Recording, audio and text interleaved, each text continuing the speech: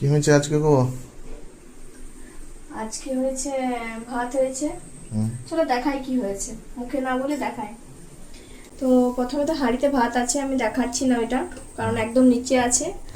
পটল ভাজা, পাঁপড় ভাজা, একদম লাস্টের দিক থেকেই শুরু করছি। আর এটা টমেটোর আলু পোস্ত হয়েছে। আর নিচে তো বললাম ভাত আছে। আর আর এইদিকে হচ্ছে পাঁঠার মাংস।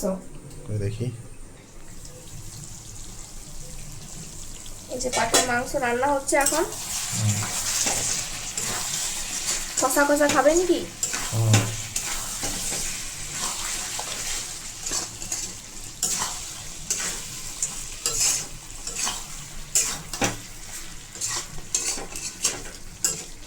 সিদ্ধ হয়ে যাবে? এটা এখন তো কষছি, কষা হবে, তারপর প্রেসার কুকারে সেদ্ধ করব। আর তোমাদের সবারই কালী পুজো কেমন কাটলো জানিও কমেন্ট করে। আমার তো খুব ভালোই কেটেছে। আর কালী পুজোর ব্লগও আসছে, কিন্তু একটু লেট হলো, তবে ব্লগটা আমি দেওয়ার চেষ্টা করব তাড়াতাড়ি। তো চলো, আজকের ভিডিও আমি এখানেই শেষ করছি। তো চলো, টাটা।